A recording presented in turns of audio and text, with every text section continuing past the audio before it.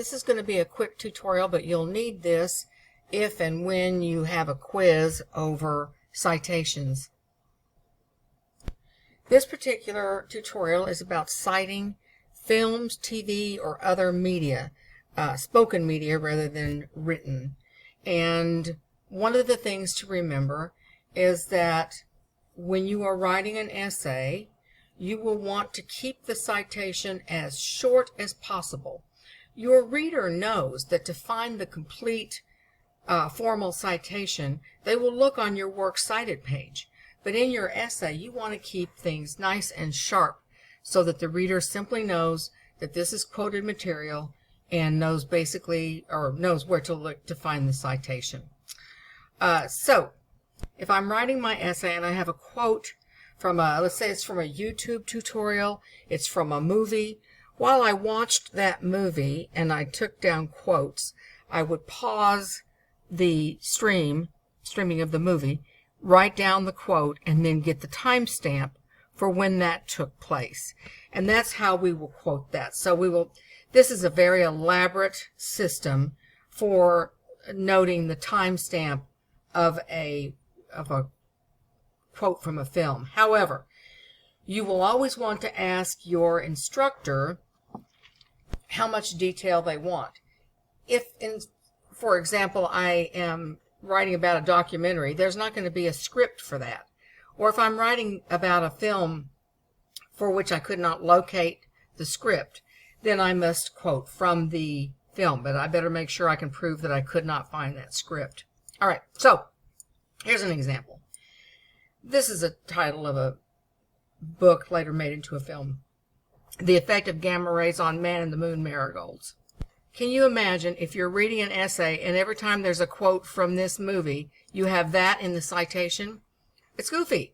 So instead, you would just simply write what the quote was, the director's name, Newman, and the timestamp. Okay? Now that is for essays for me.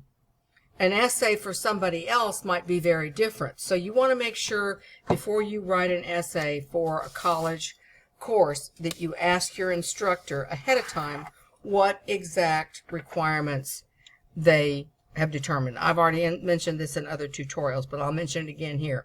For me, as simple as possible. Never the URL, never some long, lengthy citation.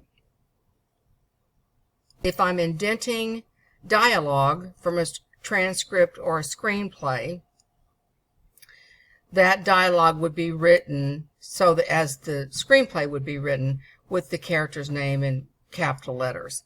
And then notice at the end that this is from a screenplay, from a stage play, that the scene and act are together. See, simple, and it stands alone if we have indented dialogue like that. The main thing is absolutely use common sense and make a citation that shows the reader where you got the information, and the reader knows that they can go to the Works Cited page.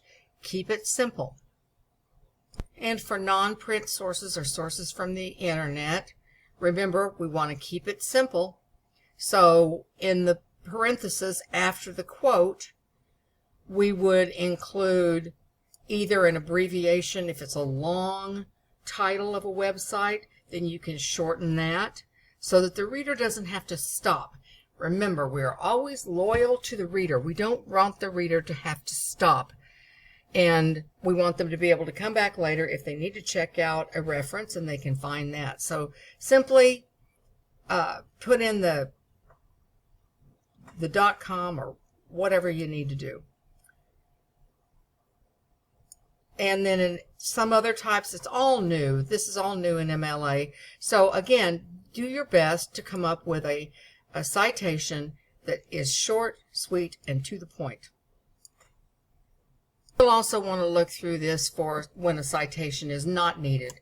In other words, if I write something like, people need air to breathe, I don't need to cite that. It's common knowledge. We know that, right?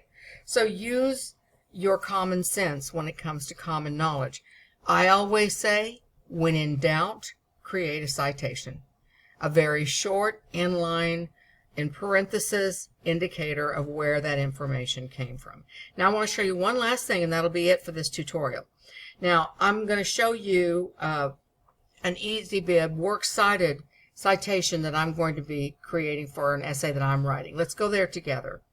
This is my essay that I'm writing on Woodstock, and I'm going to now add the film versions of Woodstock that I've been studying, and I have the notes all created for those with timestamps. But I'm going to show you because I streamed the movie from Amazon Prime, whatever. So I'm going to create a new citation. I'm going to show you how to do this. This is not a website, a book, or a journal. This is going to be let me show you, a film. And I'm going to try to type in the title of the film and then see what all it finds, because I've used several different film studies, and look, it found just about all of them. Okay, so the ones that I want to cite are the ones that I used, and remember, when I quote these in my essay, instead of writing Woodstock or Oh Woodstock or Woodstock Diaries, I'll write the name of the director and then the time code, right? Makes it super simple, easy to find. Which Woodstock is she quoting from? She shows me the last name of the director. Okay, so I'm going to do this one. And there comes the information. And it has the director's name.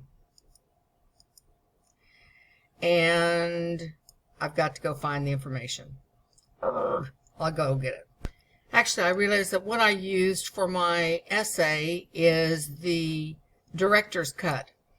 It's always good to get the director's cut, because then you get all kinds of information that you might not have been able to get from the theatrical release.